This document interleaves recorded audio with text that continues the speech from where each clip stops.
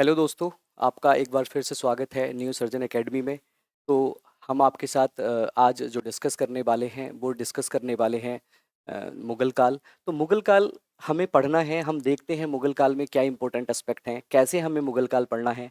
मुगल काल के इम्पोर्टेंट जो शासक हैं उन इम्पोर्टेंट शासक के बारे में हमको पढ़ना है।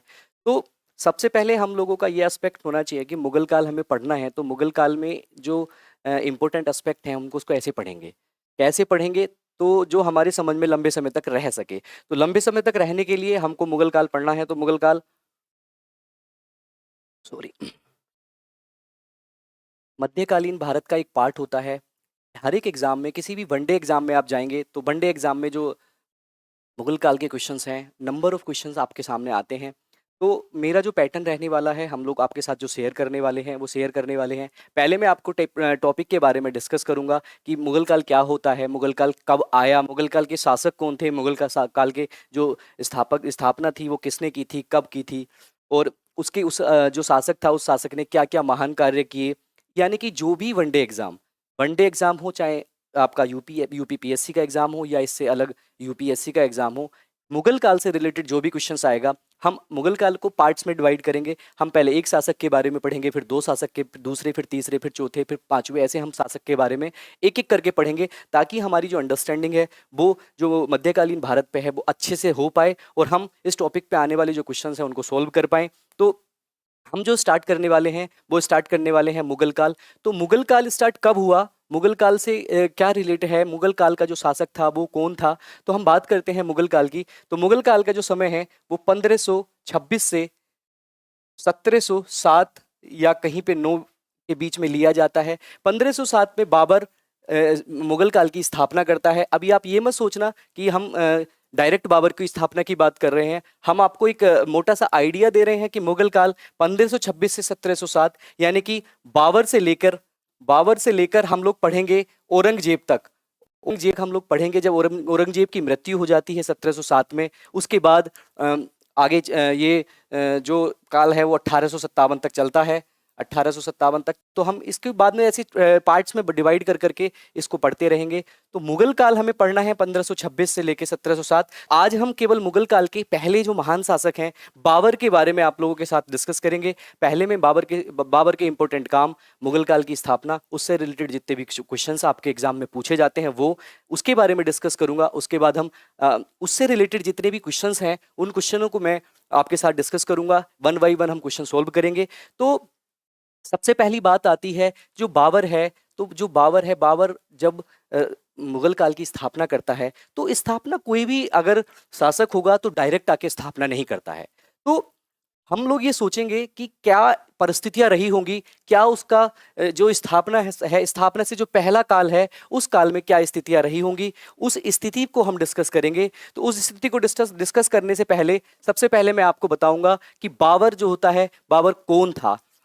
हम बात करते हैं मुगल काल की, इसकी बात करते हैं हम लोग मुगल काल की। मुगल काल की हम बात करते हैं तो इसमें जो शब्द है मुगल, वो मुगल शब्द से क्या मतलब होता है। तो मुगल काल में क्या होता है, जो बाबर होता है, बाबर, इसका जन्म 14 फरवरी, मैं भी आपको डिस्कस करूंगा एक एक चीज से लेके। 14 फरवरी 1483 में इसका जन्म होता है। कहाँ पे होता है? फरगना में। फरगना एक जो तुर्की राज्य है उस राज्य का एक छोटा सा रियासत होती है जिसमें वो शासन करता है। कौन शासक करता है? बाबर के जो पिता होते हैं, बाबर के जो पिता उमर शेख उमर शेख उमर शेख मिर्जा, किताबों में आपको देखने को मिल जाएगा उमर शेख मिर्जा की जगह मिर्जा उमर शेख। ये जो फरगना है उस पे शासन करते हैं। और ये जो होते हैं ये तैमूर वंश के, ये कौन होते हैं? ये तैमूर जो वंश होता है उस छोटे से तैमूर वंश पे क्या करते हैं? शासन करते हैं, शासन करते हैं। शासन करते करते अब हमसे, मैं हर एक एक्सपेक्ट से आपके साथ ये डिस्कस करता हुआ जाऊंगा कि सवाल जो है हमारे एग्जाम में कहाँ से पूछे जाते हैं। आपसे पूछा जा सकता है, पहले ही बात हुआ क्या कि एक तुर्की जो है आपका, जो तुर्कमेनिस्तान या तुर्की जो हमारा मध्य एशिया का पार्ट हुआ करता है, वहाँ पे एक छोटा सा शासन होता, मतलब छोटा सा क्षेत्र होता है, एक क्षेत्र जिसका नाम फरगना होता है, जहां पर जो तैमूर वंश के जो शासक हैं, जो शासन कर रहे हैं, उनका नाम है उमर शेख मिर्जा, जो तैमूर वंश के शासक है। यानी कि अब हम बात करते हैं इनकी जो बाबर की जो माता होती हैं, माता की बात करते हैं। माता का नाम है कुतलुग निगार खानम। क्या नाम था? माता का नाम है कुतलुग निगार खानम, जो मंगोल वंश, जो कौन है? मंगोल वंश के शासक से रिलेटेड हैं। किससे संबंधित है? मंगोल। आपसे कई बार पूछा जाता है कि बताइए जो बाबर की माता है, जो बाबर की माता है, वो माता कौन है? वो है कुतलुग निगार खानम। कौन है माता? जो मंगोल वंश है, जिसका महान शासक होता है चंगेज खान। चंगेज खान, आपने नाम सुना होगा चंगेज खान। चंगेज खान जो शासक है, उसकी वंशज जो है, उन्हीं के पांचवें या चौथे वंश जो रिलेटेड हैं, वो हैं तुगलुक। नाम है तुगलुक निगार खानम, जो पत्नी है उमर शेख मिर्जा की, और जो माता है बाबर की। ये जन्म देती हैं किसको? ये जन्म देती हैं 1483 में बाबर को। बाबर को जन्म देने के बाद जब ये दोनों वंश मिलते हैं, कौन सा? तैमूर और मंगोल, तो बनता है मुगल वंश। तो क्या बनता है? मुगल वंश। अब आपसे पूछा जा सकता है, आपसे क्वेश्चंस क्या पूछा जाएगा दोस्तों? कई बार यूपीपीसीएस, कई बार अलग अलग पीएससीज में पूछा हुआ क्वेश्चन है कि बताइए माता की साइड से, माता की साइड से जो बाबर था, वो बाबर किस वंश का शासक था? तो अगर माता की साइड से देखेंगे तो वो मंगोल वंश का शासक आपका कहलाएगा। किसका कहलाएगा? मंगोल का। ठीक है दोस्तों, मंगोल वंश का शासक कहलाएगा, और जो या चंगेज वंश का शासक कहलाएगा। और पिता की साइड से आपसे पूछा जाता है तो वो पिता की साइड से तैमूर वंश का शासक कहलाएगा। और जब हम दोनों को मिला देते हैं, इन दोनों वंशों से जो मिलके जो बनता है, वो बनता है मुगल। और मुगल जो होता है, मुगल का एक्चुअल मतलब होता है बहादुर। बहादुर, इनका मतलब क्या होता है? बहादुर। बहादुर यानी कि जो भी कबीलियाई लोग थे उस टाइम पे, जो कहाँ पे रहते थे, इससे मिलने वाले लोगों को क्या बोलते हैं? चगताई। मैं थोड़ा, क्या बोलते हैं? चगताई। चगताई वंश। तो आपसे दोस्तों कई बार ये पूछा जाएगा, चगताई। ठीक है, क्या पूछा जाएगा? चगताई वंश। चगताई वंश किन से मिलकर बना है? तो आपको बताना है कि मुगल यानी कि तैमूर और मंगोलियों को मिलकर जो वंश बना, उसको हम कहते हैं चगताई वंश या मुगल वंश। ठीक है, तो आपसे सवाल पूछा जा सकता है। आपसे क्या सवाल पूछा जा सकता है? आपसे सवाल पूछा जा सकता है कि बताइए मुगल वंश का दूसरा जो नाम है, नामकरण है, वो किस नाम से किया जाता है? तो वो चगताई नाम से, चगताई वंश के नाम से बाबर ने जो स्थापना की, सर्वप्रथम चगताई वंश के नाम से मुगल वंश की स्थापना की। ठीक है दोस्तों, तो अब हम बात करते हैं यहाँ इन दोनों का, दोनों यानी कि उमर शेख मिर्जा और जो कुतलुक निगार खानम है, इन दोनों ने अपने बेटे को जन्म दिया, और बेटे को जन्म दिया जिसका नाम बाबर था। जैसे ही उनका फरगना में जन्म हुआ, आपसे पूछा जाएगा, आपसे नंबर ऑफ टाइम पूछा गया है कि बताइए बाबर का पूरा नाम क्या था? तो बाबर का पूरा नाम, बाबर का जो पूरा नाम था वो था जहादुद्दीन मोहम्मद बाबर। जहीरुद्दीन मोहम्मद बाबर। जहीरुद्दीन मोहम्मद बाबर, क्या नाम था इसका? हम लोग बात करेंगे जहीरुद्दीन मोहम्मद बाबर। एक बार मैं सही से लिखा हूं, कई बार ये सवाल पूछा जाता है कि बाबर का पूरा नाम क्या था? पूरा नाम आपसे नंबर ऑफ टाइम पूछा जाता है। तो बाबर का पूरा नाम क्या था? जहीरुद्दीन मोहम्मद बाबर।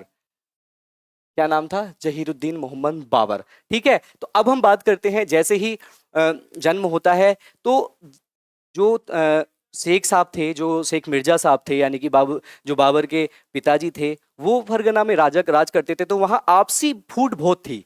आपसी फूट का मतलब होता है कि कोई जब राजा शासक करता है, जब कोई छोटा शासक किसी राज्य पे शासन करता है, तो उसको आपसी यानी कि उसके रिश्तेदार, उसके आसपास पड़ोसी, सब लोग उससे थोड़ा द्वेष भावना रखते हैं और उसे बार बार लड़ाने की कोशिश करते हैं, उसको हराने की कोशिश करते हैं। तो उनको बहुत सारे झेलने पड़ते थे, बहुत सारे आक्रमण, बहुत सारे आपसी मनमुटाव झेलने पड़ते थे, जिसके कारण हम बात करते हैं 1494 ईस्वी में शेख साहब की मृत्यु हुई।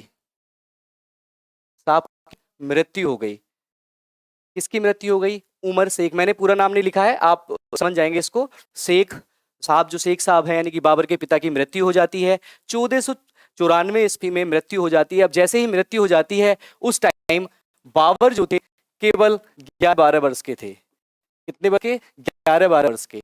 सबसे पहले क्वेश्चन आता है, अब मैं बताऊंगा कि जब उमर शेख मिर्जा की मृत्यु हो गई, मृत्यु हुई, अब मृत्यु होने के बाद जो बाबर था, वो बेटा उनके घर में था जो शासक बनने के लिए अभी शायद योग्य नहीं था।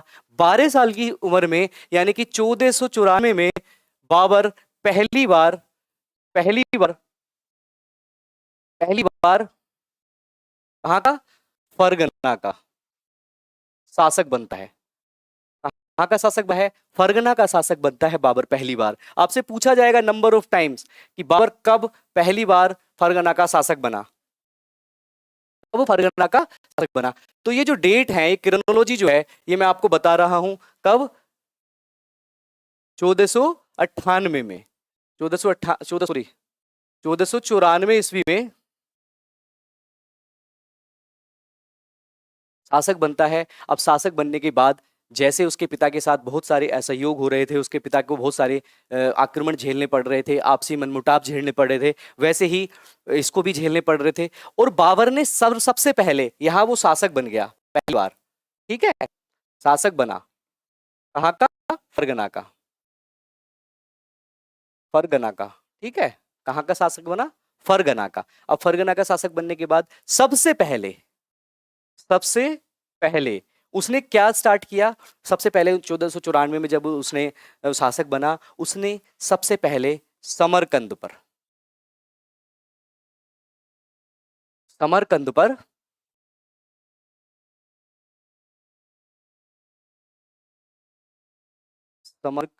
पर आक्रमण किया। कहां पर आक्रमण किया? समरकंद पर। कहां, कब किया? 1494 ईस्वी में।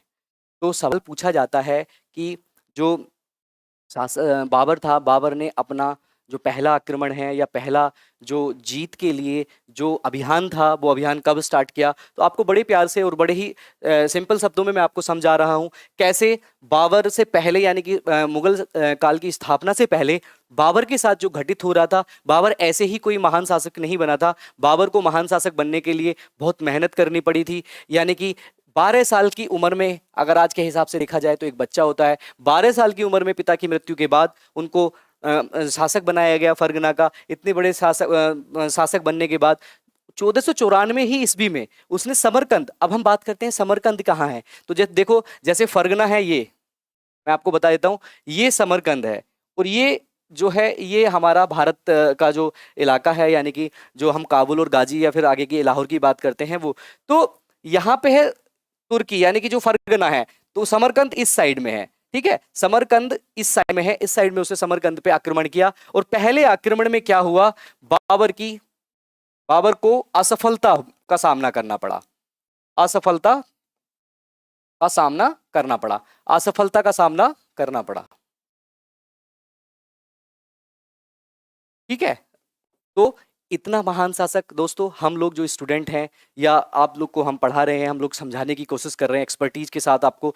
बहुत एक सिंपल कहानी, अभी मैं इस कहानी को बाद में जब हम बात करेंगे, जब उसका रिवाइज करेंगे, तो मैं बहुत छोटे छोटे शब्दों में बहुत जल्दी जल्दी आपको इसको समझाऊंगा। लेकिन मैं आपको इस क्रोनोलॉजी में जोड़ना चाह रहा हूँ कि कैसे बाबर का पूरा नाम जहीरुद्दीन बाबर होता है, कैसे वो जो कुतलुग निगार खानम है और जो मिर्जा हैं, जो शेख मिर्जा हैं, उनका पुत्र होता है। जैसे जन्म होता है, जन्म के तुरंत बाद यानी कि 10-12 साल की उम्र में, 12 साल की उम्र में उसके पिता की मृत्यु हो जाती है। और इतना महान शासक बनने के लिए पहला जो अपना अभियान होता है आक्रमण, वो हार जाता है। तो हम जैसे जितने भी एस्पिरेंट्स हैं, या आपको मैं बता रहा हूँ जितने भी एस्पिरेंट्स हैं, उन एस्पिरेंट्स को सबको सोचना है कि कोई भी हार, कोई भी असफलता, छोटी या ऐसे उस असफलता को देख के हार नहीं माननी चाहिए। देखिए कैसे समरकंद के पहले, अपने पहले अभियान में बाबर की हार हुई है। और देखना 1530 ईस्वी तक जाते जाते कैसे बाबर एक भारत का ही नहीं, पूरे जो आपका मध्य एशिया है उसका भी महान राजा बनेगा।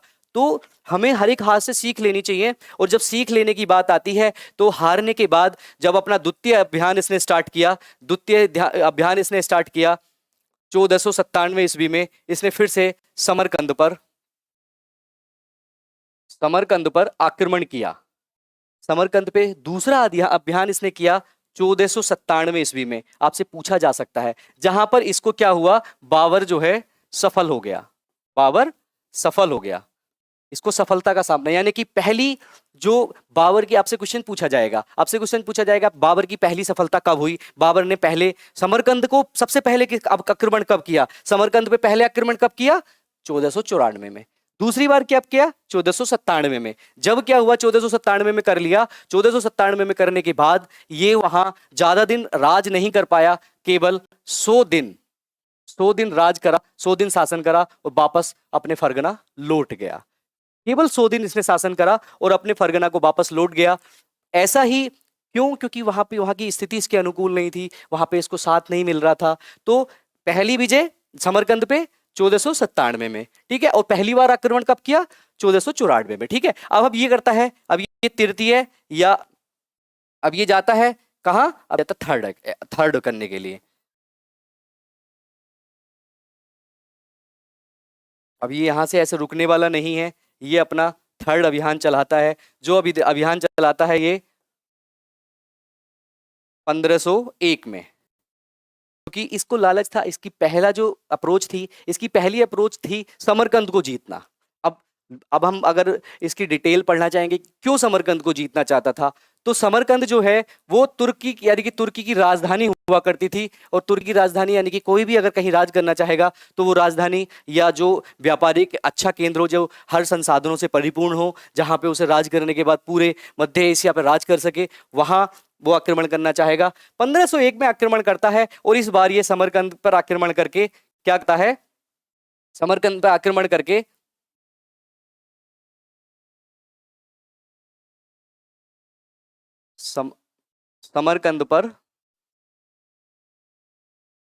समरकंद को जीत लेता है। और यहां पर अब की बार ये 8 माह राज करता है। 8 माह, पहले कितने दिन जो राज करता है, शासन करता है 100 दिन, उसके बाद फिर से ये वहां पे राज करता है 8 माह। और 8 माह बाद यहां से फिर से जाना पड़ता है इसे। अब जब इसे वहां से जाना पड़ता है तो अब ये सोचता है कि क्या किया जाए। इसे वहां से बड़ा, कभी हार रहा है, कभी जीत रहा है, कभी हार रहा है, कभी जीत रहा है। तो अब क्या करता है ये, अब इसी के साथ साथ आपको पता है ये इसका समरकंद है, ये समरकंद है, ये इसका फरगना है, और ये जो है आपका पूर्वी एशिया का भाग है, जहां पे क्या है, गाजी है, जहां पे क्या है, काबुल है, जहां पे क्या है, अफगानिस्तान का एरिया पड़ता है ये, और यहाँ पे भारत है, ठीक है, महान भारत है। तो अब ये सोचता है, जब ये बार बार यहाँ आक्रमण करता है, बार बार यहाँ आक्रमण करता है, बार बार यहाँ आक्रमण करता है और हारता है, जीतता है, हारता है, जीतता है, उस बीच में जो इसके सेनापति होते हैं, जो इसके गुप्तचर होते हैं, जो वहाँ के आसपास के छोटे राजा महाराजा होते हैं, वो इसको बोलते हैं कि आप वहाँ की जगह, आप इधर गाजी की तरफ, आप इधर काबुल की तरफ आप थोड़ा आक्रमण करो, वहाँ आप जाओ, वहाँ की स्थिति बड़ी अनुकूल है। तो क्या करता है ये, अपने फोर्थ वाले आक्रमण में ये 1504 ईस्वी में क्या करता है, ये गाजी और काबुल पे आक्रमण करता है। कहां आक्रमण करता है वो दोस्तों, गाजी पे और काबुल पे। काबुल पे आक्रमण करता है और गाजी और काबुल को ये आसानी से जीत जाता है। क्या हो जाता है, आसानी से जीत जाता है। आसानी से जीतने के बाद ये क्या करता है, जब वहां से अच्छा संसाधन उपलब्ध होते हैं, वहां इसकी बहाबाही होती है, वहां काबुल और गाजी को जीत जाता है, काबुल को और गाजी को जीत जाता है। बहुत बड़ा, जो कहाँ पे है, ये आपके इसके पूरब में है। और जीतने के बाद ये क्या करता है, 1507 में अपने आप को, यानी कि वहां के लोग, इसके साथ के जो लोग थे, इसको पादशाह की उपाधि देते हैं। किसकी उपाधि देते हैं, पादशाह की उपाधि इसको देते हैं। किसको, बाबर को। और ये पहला आदमी बन जाता है जो पादशाह की उपाधि धारण करता है। इससे पहले लोग मिर्जा, गालिब मिर्जा की और गाजी, ऐसी ऐसी अलग अलग उपाधियां लेते थे। पहला शासक, आपसे सवाल पूछा जाएगा कि बताइए किस युद्ध के बाद बाबर ने पादशाह की उपाधि धारण की, तो हम बता देंगे आराम से, 1507 ईस्वी में काबुल और गाजी के युद्ध के बाद जो 1504 ईस्वी में हुआ था उसने पादशाह की उपाधि धारण की थी। ठीक है दोस्तों, अब बात करते हैं। अब कोई भी आदमी हो, जहां से एक बार हार रहा हो, जीत रहा हो, जिसकी पहली पसंद हो, वो रुकने वाला तो है नहीं।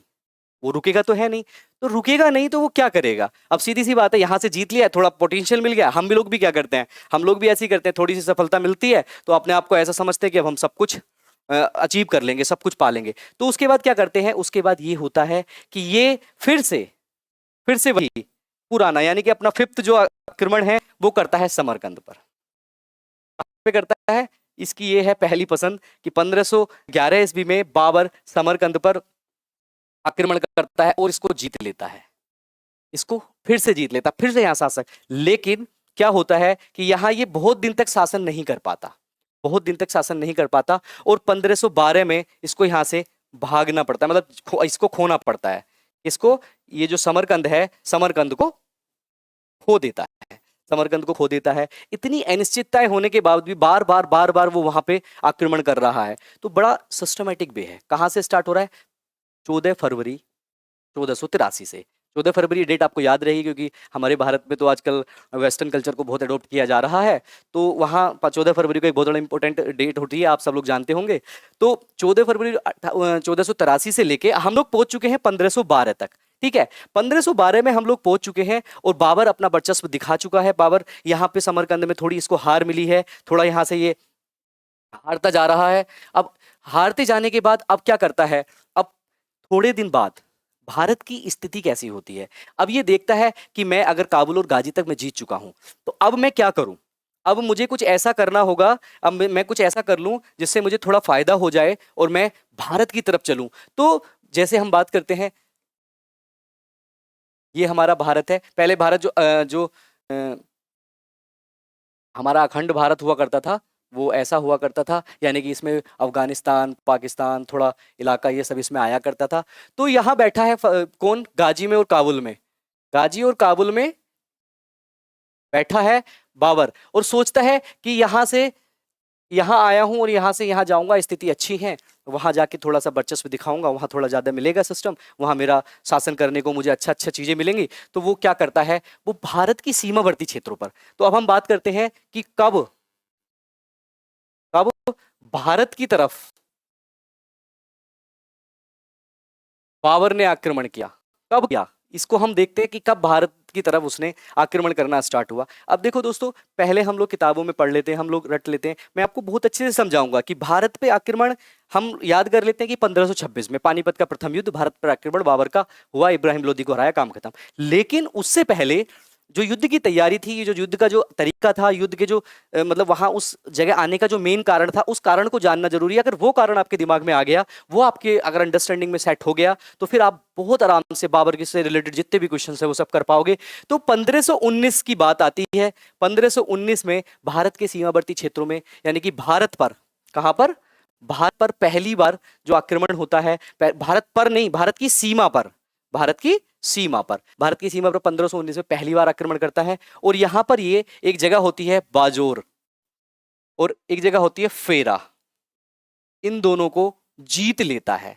1519 ईस्वी में पहली बार पूरे जोर शोर के साथ तैयारी करता है और लड़ाई करता है। जो ये अफगानिस्तान और काबुल वाला, जो अफगानिस्तान के और पाकिस्तान की जो सीमा क्षेत्र होती है, बाजोर और फेरा, यहाँ पे जीत लेता है। और इसी के साथ साथ क्या करता है दोस्तों, भारत के बाहर, भारत के बाहर, भारत के बाहर, बाहर मतलब सीमा क्षेत्र से जो बाहर है, भारत की सीमा क्षेत्रों से बाहर, बाबर जो सबसे पहले बारूद, और जो बारूद होता है ना, बारूद और तोफ, बंदूक, इन सब का इस्तेमाल आपसे पूछा जाएगा कि बाबर ने पहली बार किस युद्ध में जो तोप थी या बारूद थी उसका इस्तेमाल किया। तो ये जो फेरा था ना, इसके किले की दीवारों को तोड़ने के लिए, इसके किले की दीवारों को तोड़ने के लिए, किसकी दीवारों को? जो फेरा था, इसका किला बहुत बड़ा था, तो किले की दीवारों को तोड़ने के लिए, दीवार को तोड़ने के लिए इसने तोप का उपयोग किया था। तोप का उपयोग कहाँ किया था? किले की दीवारों को तोड़ने के लिए। अब क्वेश्चन अगर ऐसे आ जाता है, अब पीएससी एग्जाम में, किसी एग्जाम में आपको देखने को मिल जाता है कि भारत में पहली बार किसने स्टार्ट किया, भारत ने पहली बार जो तोपों का जो इस्तेमाल था, जो तोप का उपयोग था, वो किसने किया? तो भारत में तो अलग होगा, लेकिन पहली बार की बात करते हैं। पहली बार बाबर ने जो करा था वो कहाँ पे किया था? 1519 में। इसी के साथ साथ जब कोई शासक जीत जाता है, जब वो काबुल गाजी जीत गया, जब बिजोर फेरा जीत गया, तो 1519 में ही रुका नहीं, उसने क्या काम किया? पेशावर को जीत लिया। पेशावर को जीत लिया। पेशावर को 1519 में जीत लिया। पेशावर को जीत के बहुत अपने आप को महान साबित किया। और उसके बाद भी क्या हुआ कि ये रुका नहीं, पहला, दूसरा, तीसरा। 1520 में इसने क्या काम किया? 1520 में इसने किसको जीत लिया? 1520 में इसने जीत लिया जो हमारा कहाँ का क्षेत्र था? पंजाब का क्षेत्र था। पंजाब और उसके आसपास जो कहाँ का था? सियालकोट का। एक मिनट, मैं इसको मिटा देता हूं। सियालकोट का, सियालकोट तक इसने पंजाब के क्षेत्र को जीत लिया। पंजाब जो क्षेत्र था, लाहौर का जो क्षेत्र था, उसको जीत लिया और कहां तक? सियालकोट तक पहुंच गया। यानी कि धीरे धीरे क्या हो रहा है? धीरे धीरे देखा जाए तो ये कहां बढ़ रहा है? धीरे धीरे वो ये भारत के अंदर जाने के लिए परिस्थिति को देख रहा है। परिस्थिति को देखते देखते सियालकोट तक आ चुका है और यहाँ पर भी ये रुकता नहीं है। यहाँ की स्थितियों, यहाँ के लोगों से मिलता है, यहाँ के लोगों से बहाबाही लूटता है और अपने अभियान को चलता जाता है। आप देखिए, जो ये वह व्यक्ति है जो अपने पहले अभियान में 1494 में जो उसने समरकंद पे किया था, पहले हार जाता है, उस हार से सीखता है, अपने आप को तैयार करता है और फिर कहाँ पहुंच जाता है? देखिए, पूरे उस समरकंद के क्षेत्र को जीतने के पश्चात ये पूरब की तरफ जाता है और पूरा काबुल, गाजी, लाहौर, पेशावर और अब भारत की सीमा क्षेत्र पर यहाँ पर ये आ जाता है। उसके बाद ये अपना चौथा अभियान जो करता है वो 1524 ईस्वी में करता है, जो लाहौर का बचा हुआ क्षेत्र और उसके साथ ही ये पंजाब का जो आसपास का क्षेत्र था, पंजाब का के पास का क्षेत्र जो था, वहां पे राज कर लेता है। राज का क्षेत्र जो होता है वहां पे ये राज कर लेता है। अब आपसे देखो, ये बहुत अच्छा जर्नी है। पहली बार भारतीय सीमाओं के आसपास कहां पे?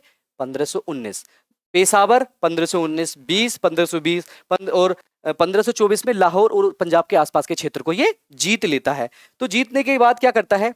जीतने के बाद रुकता नहीं है। अब मैं बात करता हूं कि भारत की स्थिति क्या थी, भारत की राजनीति स्थिति क्या थी। राजनीति और जो वहां के शासक थे वो कैसे थे, कौन थे, क्या भारत में चल रहा था। तो हम भारत की बात करेंगे, भारत में क्या चल रहा था। भारत में यहाँ पे एक जगह थी जो जिसको हम राजस्थान के नाम से जानते हैं आज। पहले यहाँ पे मेवाड़ था, जहां के शासन थे राणा सांगा। एक बहुत महान शासक थे, क्या नाम था उनका? राणा सांगा ऐसे के नाम था इनका। यहाँ पे राज करते थे, कहाँ पे? और उसके बाद हम बात करेंगे दक्षिण में विजयनगर साम्राज्य था। पंजाब था, यहाँ पे तुगलक खां राज करता था। और ये यहाँ थी आपकी दिल्ली। तो दिल्ली पे क्या था? दिल्ली पे इब्राहिम लोदी राज करता था। कौन राज करता था? इब्राहिम लोदी। हुआ क्या, जैसे ही हम दक्षिण भारत की बात करें तो बहमनी जो साम्राज्य था वो 5 अलग अलग भागों में टूट गया। फिर उसके बाद यहाँ छोटे छोटे राज्य थे। ऐसा नहीं है कि बाबर अपनी स्वेच्छा से आया हो। भारत अपनी स्वेच्छा से नहीं आता, लेकिन भारत में आने के लिए उसके पास कारण क्या थे, उसको क्यों भारत की तरफ भारत अच्छा लगा? पहला वाला कारण तो था कि वो लगातार जीतता जा रहा था। दूसरी बात क्या थी कि भारत उस समय पे राजनीतिक तौर पर, यानी कि जो शासन थे, रियासतें थी, वो सब बिखरी हुई रियासतें थी। एक पंजाब, एक राजस्थान, एक दिल्ली, एक विजयनगर साम्राज्य, एक बिहार में यहाँ मेदिनी राज्य, बहुत छोटे छोटे राज्यों में बटा हुआ था। और उस टाइम पे भारत में क्या था कि आपसी सहयोग नहीं था। एक राजा दूसरे राजा से चिढ़ता था, एक राजा दूसरे राजा को हरा के उसके क्षेत्र को जीतना चाहता था, हड़प करना चाहता था, अपने ही राज्य में रह के वो खुश होना चाहता था।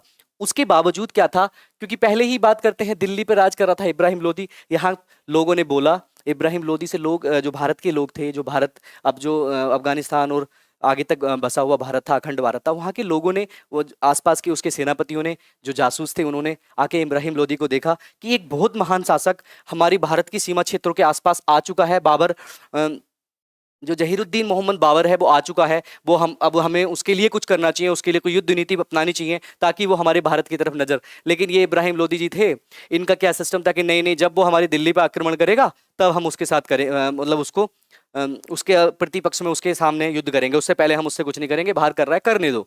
यही होता है जब हमारे अपने घर पे आ जाती है, तब हम लोग लड़ना स्टार्ट करते हैं, तब हम सारे अपने जितने भी एफर्ट्स होते हैं, जितनी भी हमारी शक्ति होती है, उस शक्ति के साथ लड़ते हैं। हम जो भविष्य लक्ष्य है, जो आगे आने वाले सिस्टम को नहीं देखते हैं। तो इसी वजह से क्या हुआ, भारत में अराजकता थी, छोटे छोटे राज्य अपने अपने राज्यों में व्यस्त थे। और हुआ क्या, देखने को क्या मिला, देखने को मिला कि जो राणा सांगा था वो इब्राहिम लोदी से थोड़ा नाखुश था। इब्राहिम लोदी से नाखुश था, क्यों? क्योंकि बार बार आक्रमण, बार बार ये थोड़ा, वो मुस्लिम शासक था, ये थोड़ा राजपूत शासक था, तो इनके बीच में नहीं बनती थी। तो इसकी इच्छा थी कि कोई ऐसा सिस्टम हो, खुद तो नहीं हरा सकता था, कोई ऐसा सिस्टम हो कि बाहर से आए और इसको हरा दे और ये चला जाएगा, फिर मैं आराम से दिल्ली पे राज करूंगा, शांतिपूर्वक राज करता रहूंगा। तो सबसे पहले की बात आई, आपसे पूछेगा कि बताइए कि बाबर को भारत बुलाने के लिए किसने आमंत्रण दिया, किसने इन्विटेशन दिया? तो इनमें सबसे पहले हम बात करते हैं तो राणा सांगा। किसने बुलाया, किसने बाबर को आमंत्रित किया, आमंत्रित किसने किया? तो पहले राणा सांगा पहले नंबर पे। दूसरे नंबर पे जो इब्राहिम लोदी थे, इनके चाचा थे। कौन थे? चाचा। क्या नाम था? आलम शाह। आलम शाह। इन्होंने क्या किया, इन्होंने भी बोला कि आलम शाह ये आएगा, इब्राहिम लोदी को हरा देगा, जैसे ही इब्राहिम लोदी हराएगा हटेगा, हम जाके दिल्ली पे राज कर लेंगे। तीसरे नंबर पे आता है जो तुगलक खां। ये पंजाब पे राज कर रहा था। कहां पे राज कर रहा था? पंजाब पे राज कर रहा था। और इसने, इन सब लोगों ने, ऐसे छोटे छोटे लोगों ने मिलके बाबर से बोला कि आप आओ, आप हमारे यहाँ आके दिल्ली पे आके इब्राहिम लोदी को हराओ और यहाँ पे बहुत अच्छी स्थिति है आपके लिए। तो कोई भी आदमी क्यों आएगा? आने से पहले राणा सांगा से बाकी लोगों से बोला, भाई मैं कैसे आ जाऊं, मुझे तो पता नहीं है वहाँ क्या, कहाँ कैसे वहाँ का जलवायु है, कैसे वहाँ पे, मैं तो पहाड़ी राज्य, क्योंकि ये तो क्या था, ये अगर हम बात करें तो ये तो पूरा जो इलाका था, ये तो पहाड़ी इलाका था। ये कह रहा है कि मुझसे तो प्लेन में रखा नहीं जाता, कहाँ पानी मिलेगा, कहाँ खाना मिलेगा, कहाँ क्या मिलेगा, मुझे तो पता नहीं है। तो यहाँ के जो भारत के छोटे छोटे शासक थे, महान शासक महाराणा सांगा, जो मेवाड़ का राजपूत राज्य पे शासन कर रहा था, राजपूत एक छोटी सी उनकी कॉन्स्टिट्यूंसी थी, उस पर राज कर रहा था। उसने क्या किया, कह रहे आप आइए, तो तुगलक आप आइए, तो हम आपको बताएंगे, हम आपको खाना देंगे, हम आपको सब कुछ देंगे। तो बुला लिया। तो क्या होता है, सबसे पहले आ जाता है और आने के बाद खड़ा हो जाता है 21 अप्रैल को। 21 अप्रैल, ये वाली डेट आप याद रखेंगे, ये पूछी जाती है, 1526। ये आके खड़ा हो जाता है कहां पे? पानीपत के मैदान। देखिए, पानीपत का मैदान, फर्स्ट सेकंड थर्ड, ये तो हम लोग जानते हैं, क्योंकि बाद उस समय उन्हें थोड़ी पता था, उस समय थोड़ी पानीपत का प्रथम युद्ध, पानीपत का द्वितीय युद्ध, उन्हें थोड़ी पता था कि आगे भी मतलब आगे जाके भविष्य काल में 2-3 युद्ध और होंगे। इसको तो हमने अपने हिसाब से पानीपत का प्रथम युद्ध, पानीपत का जैसे मैदान में प्रथम युद्ध किया। ये तो हम लोगों ने इतिहास पढ़ रहे हैं, पीछे की चीजें पढ़ रहे हैं, तो उनको क्रम में जोड़ लिया है। तो आप ये ध्यान रखें, थोड़ा सा अंडरस्टैंड करें कि पानीपत का प्रथम युद्ध प्रथम इसलिए है क्योंकि वो हमने इतिहास पढ़ते समय उसको जोड़ लिया है, नहीं तो पानीपत के मैदान में आगे खड़ा हो जाता है कौन? बाबर। और बाबर खड़ा हो जाता है और इस किसके सामने? इब्राहिम लोदी के। इब्राहिम लोदी के, बहुत इंपॉर्टेंट है, यहां से बहुत क्वेश्चन पूछे जाते हैं दोस्तों। इब्राहिम लोदी के पास खड़ा हो जाता है। क्या होता है 1526 में, 21 अप्रैल को आगे खड़ा हो जाता है किसके सामने? बाबर और इब्राहिम लोदी। ये इन दोनों के बीच में होती है, इब्राहिम लोदी के बीच में युद्ध होती है। आपने पढ़ा होगा आज तक कि इब्राहिम लोदी को पहले पानीपत के प्रथम युद्ध में बाबर ने हरा दिया, दैट्स इट। लेकिन होता क्या है, ये जब आता है तो अब हमारे भारत की जो सेना है, यानी कि इब्राहिम लोदी की जो सेना है, वो सेना, उस सेना की कमजोरी क्या है, समझ रहे हो आप? उस सेना की कमजोरी क्या है? तो उस कमजोरी को जो, जिन्होंने इनको आमंत्रित किया था, राणा सांगा हुए, तुगलक खां हुए, और जो आपके उसके चाचा, खुद के चाचा, मतलब इब्राहिम लोदी के चाचा हुए, और छोटे छोटे लोगों ने जिन्होंने आमंत्रित किया था, उन लोगों ने बताया कि यहाँ के जो घोड़े हैं, यानी कि इब्राहिम लोदी की सरकार के जो घोड़े हैं, यानी कि उसके शासन में जो घोड़े की सेवा है, सेना है, वो बहुत तेज आवाज नहीं सुन पाती है, बहुत तेज आवाज नहीं सुन पाती है। नॉर्मल घोड़े होते हैं, तेज आवाज होगी तो वो बिदक जाएंगे, सेना तिरबिखर्रा हो जाएगी। तो पहली बार क्या होता है, पहली बार आता है और ये इब्राहिम लोदी को हरा देता है, हरा देता है, यानी कि बाबर की जय होती है। विजय होती है, क्यों विजय होती है, बाबर की विजय कैसे होती है? बाबर की विजय होती है पहली बार, पहली बार बाबर तोपों का उपयोग कहाँ करता है? भारत में करता है।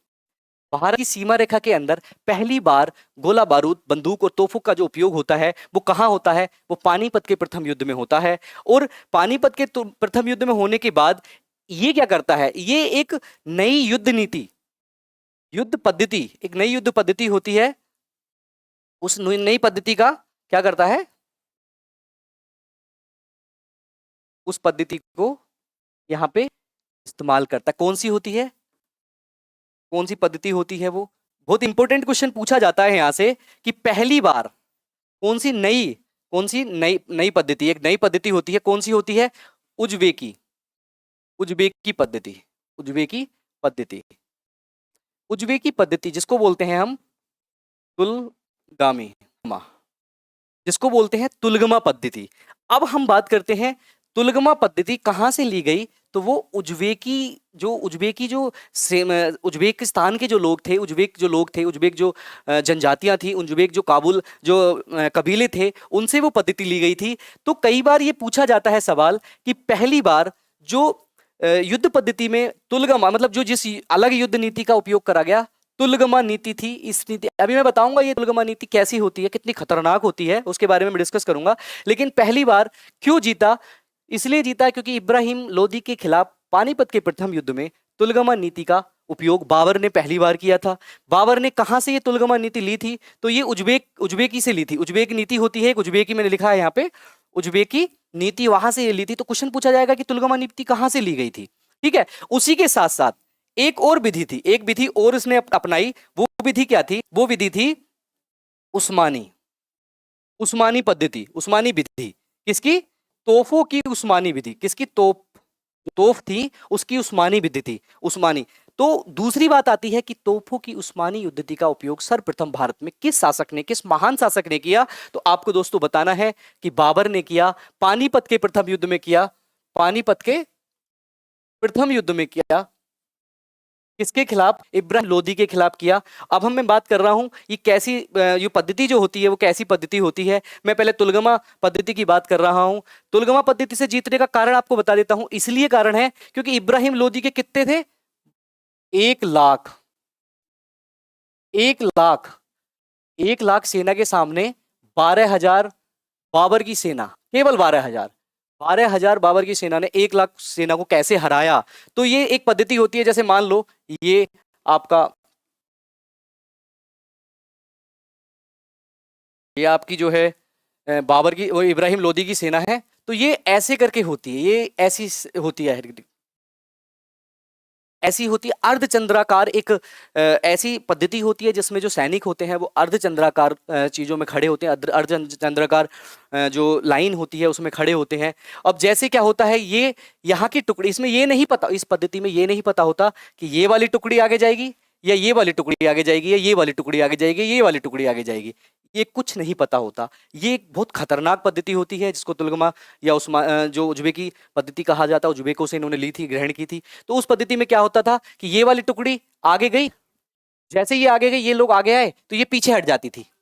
जैसे ये पीछे हटी, जैसे ये पीछे हटती थी तो क्या होता था, जैसे ये आगे आई तो यहां से जाके इनको मार लेते थे, यानी कि दूसरी तरफ से जाके उसको घेर लेते थे और मार लेते थे। तो ये तुलगमा नीति थी। ठीक है, तुलगमा। उसके बाद जो उस्मानी नीति है, उस्मानी नीति की बात करते हैं। इसमें क्या होता था? इसमें ऐसे करके, ये सपोज दैट ये हमने कर लिया कि ये कौन है? सैनिक है, ये सैनिक है, ये सैनिक है, इसके बीच में एक तोप लगा दी जाती थी, इसके बीच में एक तोप लगा दी जाती थी। तो ये उस्मानी नीति होती थी। इसने यहाँ पे उस्मानी नीति का उपयोग किया और ये यहाँ से विजयी हुआ। यहाँ ही दोस्तों, यहाँ तक इसने, यहाँ तक इसका जो सिलसिला है वो नहीं रुकता। 1526 में ही इसने क्या किया? बादशाह की, बादशाह की उपाधि, बादशाह की उपाधि धारण की। इसकी किसने? बाबर ने, बाबर ने बादशाह की उपाधि धारण की और क्या करा? मुगल वंश की स्थापना की, मुगल वंश की स्थापना की। और बादशाह की उपाधि धारण की। तो अब आपसे पूछ लिया जाता है कि कब भारत पर मतलब भारत पर असली रूप से यानी कि वास्तविक रूप से कब मुगल वंश का स्थापना हुई, मुगल वंश का शासन हुआ। तो आप बताएंगे 1526 में पानीपत के प्रथम युद्ध के बाद जो बाबर था उसने मुगल वंश की स्थापना करता है। अब हम बात कर रहे हैं देखो कहां से, 1483 से, और हम कहां पहुंच चुके हैं 1526 तक। यानी कि इससे पहले की कहानी ऐसे ही नहीं पानीपत का प्रथम युद्ध हुआ, पानीपत के प्रथम युद्ध से पहले इतनी सारी चीजें हुई, ठीक है। तो उनके बारे में हम बात करेंगे। अब क्या होता है जब ये जीत गया तो जीतने के बाद इसने क्या काम किया, इसने उदारवादी नीति अपनाई, उदारवादी नीति अपनाई। उदारवादी नीति अपनाने के बाद क्या करता है, उदारवादी नीति अपनाने के बाद ये क्या करता है, सबको चांदी के सिक्के बांटता है, चांदी के सिक्के बांटता है सबको, जितने भी काबुलवासी या इसकी सेना में जो लोग थे उन सबको क्या कर देता है, ये बांट देता है सिक्के। और सिक्के बांटने के बाद लोग इसको क्या बोलते हैं, इसको बोलते हैं फिर कलंदर, कलंदर की उपाधि धारण करता है। अब आप बात करेंगे कि कलंदर किसे कहते हैं, जो उदारवादी नीति अपनाए, लोगों के जो सामाजिक रूप से उनकी मदद करे उसको कलंदर बोलते हैं। और उसी के साथ साथ इसने क्या काम किया, इसने जो चांदी के सिक्के छपवाए, चांदी के जो सिक्के छपवाए, उन चांदी के सिक्कों का नाम था शाहरुख। कई बार पूछा गया है दोस्तों, शाहरुख, शाहरुख नाम से चांदी के सिक्के किसने छपवाए थे, किस महान शासक से छपवाए थे, तो आपको बताना है कि ये बाबर ने छपवाए थे, बाबर ने बनवाए थे।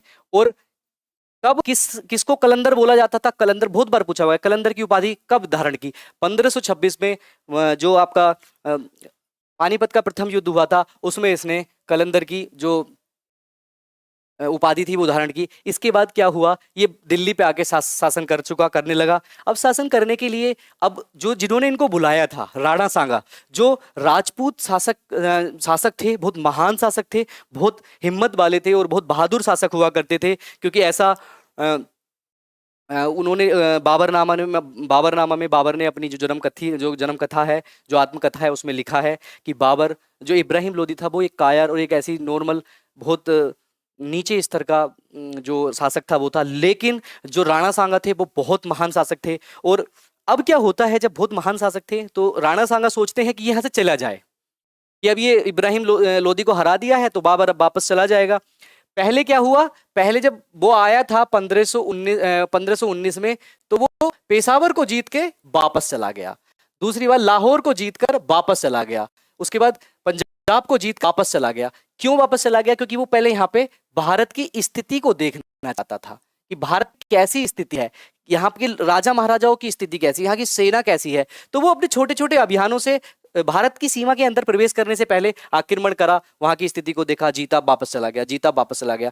तो ये जो राणा सांगा थे, ये राणा सांगा यही सोच बैठे थे कि ये भी ऐसे ही करेगा कि अब ये जीतेगा और वापस चला जाएगा। ये जो भारतीय सीमा क्षेत्र के बाहर इसने क्षेत्र जीते हैं, उन क्षेत्रों को जीतकर वापस। लेकिन दोस्तों कहानी कुछ और थी। कहानी ये थी कि अब बाबर के मन में एक बात आ गई थी कि अब उसे भारत पर राज करना है। अगर उसे भारत पर राज करना है तो उसको ये दिखाई दे गया था कि जो राणा सांगा है उसको हराए बिना, उसको पराजित किए बिना वो भारत पर राज नहीं कर सकता। तो अब उसके सामने एक स्थिति पैदा हो गई थी कि कैसे करे, वो कैसे करे कि राणा सांगा को कैसे लड़ाए। उसके पास कोई युद्ध का जो उचित कारण नहीं था, कोई कारण नहीं था। तो अब बाबर ने एक अचानक मतलब एक ऐसे ही मनगढ़ंत और एक झूठा एक रीजन बनाया जो राणा सांगा से लड़ने के लिए रीजन था। उसने ये कहा कि पानीपत के प्रथम युद्ध में राणा सांगा ने हमारा सहयोग नहीं किया, राणा सांगा ने हमारा सहयोग नहीं किया। कहाँ पे, प्रथम युद्ध में, किसके, पानीपत के तो अब इसलिए हम राणा सांगा से लड़ाई करेंगे, इसलिए हम राणा सांगा से जीतेंगे। तो अब उसके पास कारण आ गया, अब लोगों को इकट्ठा करना भी था। तो अब जाके क्या हुआ, राणा सांगा भी महान शासक थे, वही बहादुर शासक थे, उन्होंने कहा ठीक है आ जाओ। तो बाबर ने कहा ठीक है आ जाओ। तो ये जाके खानवा के मैदान में, खानवा का युद्ध हुआ, का युद्ध 1527 ईस्वी में होता है, जहां पर राणा सांगा वर्सेस कौन आ जाता है, बाबर।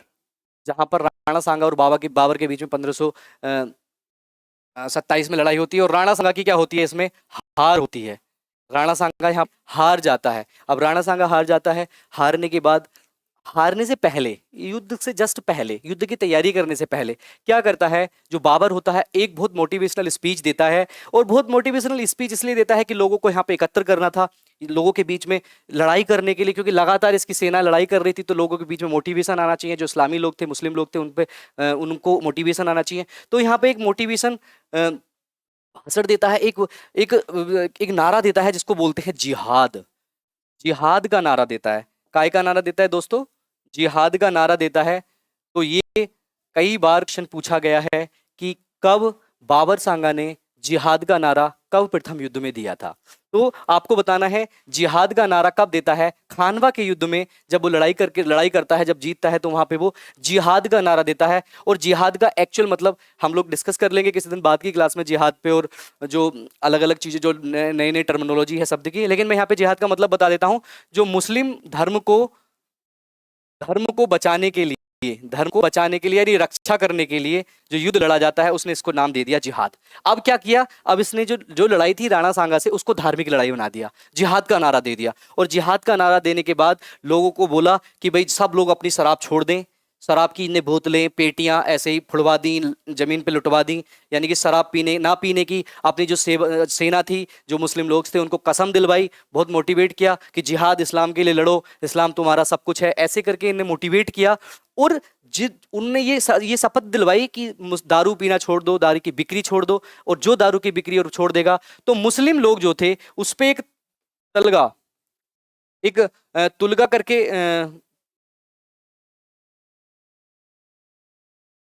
एक कर था, तुलगा कर था एक, जो व्यापारिकों से लिया जाने वाला जो कर था, जो राज्य लगाता था, उस कर को इसने कह दिया कि मुस्लिमों से ये कर नहीं लिया जाएगा जो दारू नहीं बेचेगा, दारू नहीं पिएगा, दारू को छोड़ देगा। तो तुगला नाम का एक कर था, उस कर की समाप्ति इसने करा दी। अब समाप्ति कराने के बाद, इस युद्ध के बाद, कब की बाद, 1527 के बाद इसने क्या काम किया, गाजी की उपाधि धारण की। गाजी की उपाधि धारण करता है। अब बात करते हैं, क्वेश्चन पूछा जाएगा किस युद्ध के बाद गाजी की उपाधि धारण की बाबर ने। तो बाबर ने कब, खानवा के युद्ध के बाद, खानवा के युद्ध के बाद गाजी की उपाधि धारण की। और गाजी किसे कहा जाता है, गाजी शब्द का मतलब जो तुर्की में होता है वो होता है जो काफिर होते हैं, काफिरों की हत्या करने वाला, काफिरों को मारने वाला। काफिर मतलब गैर मुस्लिम लोग जो होते हैं। इसके हिसाब से जो इनके जिहाद को कम करने के लिए जो भी लोग होते हैं, जैसे हिंदू राज्य होते हैं, तो काफिरों को मारने वाला यानी गाजी क्यों उपाधि धारण की। क्योंकि बताऊं आपको, ऐसा बताया जाता है, इतिहासकार ऐसे लिखते हैं बहुत सारी किताबों में, कि खानवा के युद्ध में जो राणा सांगा को मारा था, तो इसने जितने भी राजपूत थे, महान महान राजपूतों के सबों को काट के, सर को काट के, किसको, सर को काट के एक मीनार टाइप बना दी थी। इतने सारे सर काट दिए थे इसने कि एक पहाड़ी या मीनार टाइप बना दी थी।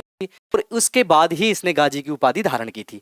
ठीक है, तो आपसे पूछा जा सकता है कि भाई बताओ, सर काट के मीनार किसने बनाई, किस युद्ध में बनाई। तो आपको बताना है केवल किसमें, 1527 में, खनवा के युद्ध में। मैं आपको इसको याद करने की ट्रिक भी आपको बाद में बता दूंगा। लेकिन क्या है कि इसके पीछे की जो कहानी है वो आपको पता होनी चाहिए, क्वेश्चंस को आपको सोल्व करना आना चाहिए।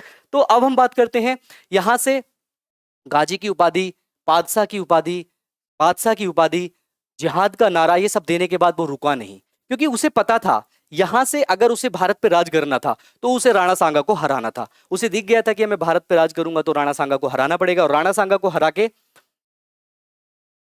यहां से वो आगे जा सकता था। ठीक है, तो अब जाने की बात करते हैं। जब जा सकता था तो उसके लिए क्या करना था, उसे वहां हराना था। और हराने के बाद क्या करना था, हराने के बाद आगे चलता चला गया। उसके बाद आता है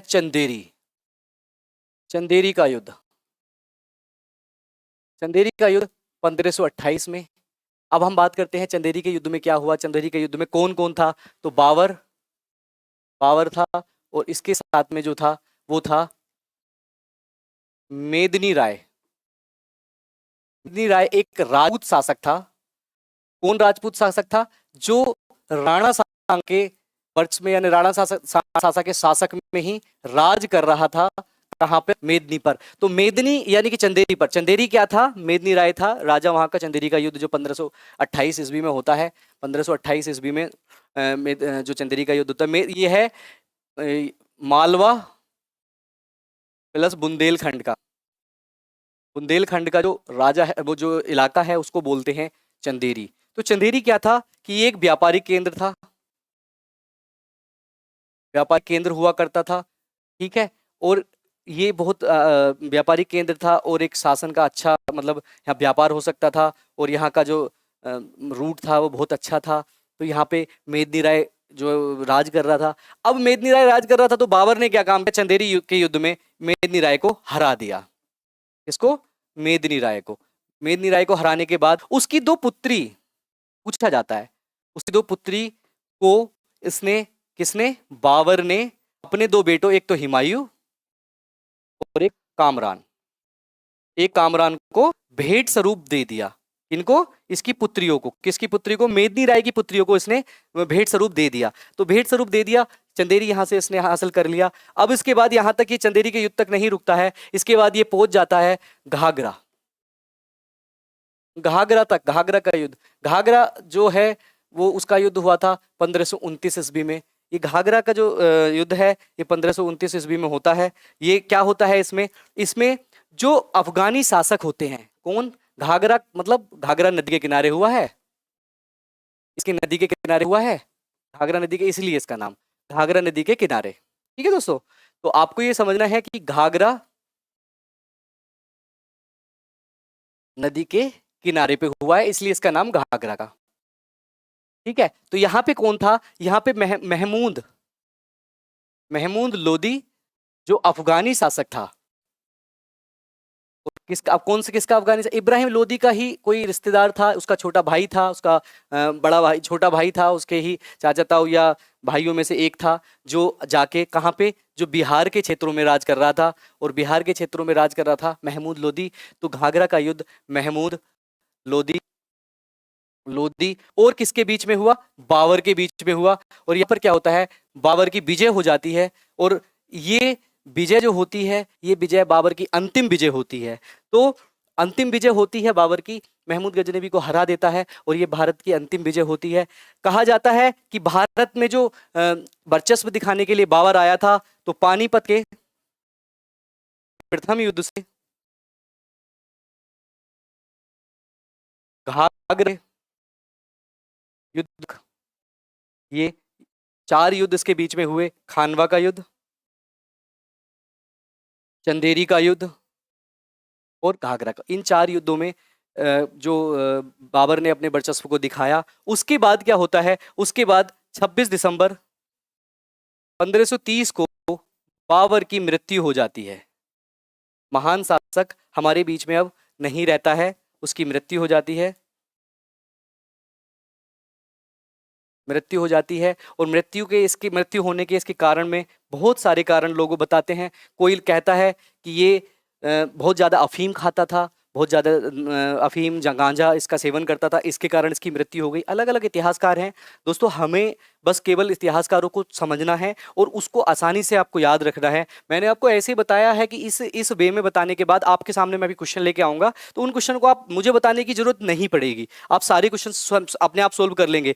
ठीक है, तो क्या होता है, इसकी मृत्यु हो जाती है, और मृत्यु होने के बाद क्या होता है कि मृत्यु होने के बाद आगरा में इसने एक आराम शाह बनवाया था। आराम शाह, आराम शाह एक जगह थी, एक पार्क था, एक किला था, जहां पे किसको, बाबर को पहली बार दफना दिया गया, पहली बार दफना दिया गया। कहाँ दफनाया गया, आराम शाह, कहाँ पे, आगरा में। जब इसकी मृत्यु हो गई तो उसको वहां पे दफना दिया गया। लेकिन बाद में पता चला कि इन्होंने अपना बाबरनामा, यानी कि अपनी जो आत्मकथा थी वो लिखी थी। तो आत्मकथा में इन्होंने लिखा था, बाबर ने लिख गया था कि जो मुझे, मेरा जो अंतिम संस्कार है, मुझे जो दफन का संस्कार है वो काबुल में होना चाहिए।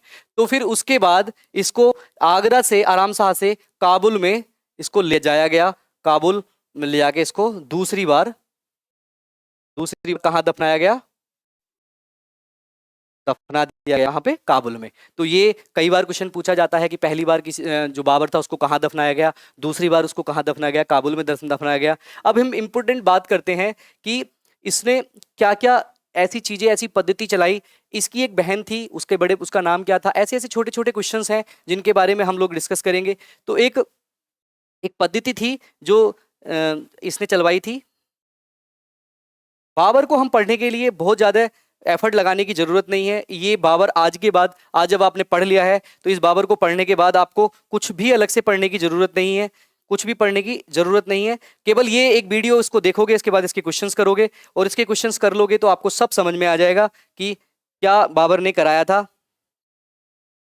इसके बाद एक बहुत इंपॉर्टेंट चीज आती है, जो इंपॉर्टेंट है, इसको लगा के लिखना है, मुइवनाई, मुवनाई पद्धति। इसने चालू की, ये लिपि थी एक, ये बाबर ने ही चालू की थी, मुवनाई पद्धति थी, ये इसने चालू की थी। ऐसे ही इसने अपनी ही आत्मकथा बाबरनामा लिख दी थी। बाबरनामा या गुलबदन बेगम ने, या तुजुके बाबरी के नाम से इसको जाना जाता है। अब मैं बात करता हूं कि ये एस्पेक्ट में ये इंपॉर्टेंट क्यों है। एक्चुअल में बाबर जो है वो इंपॉर्टेंट क्यों है हमारे लिए, ठीक है? तो बाबर हमारे लिए इंपॉर्टेंट क्यों है, मैं अब बात कर रहा हूं 1526 से 1530 के बीच में।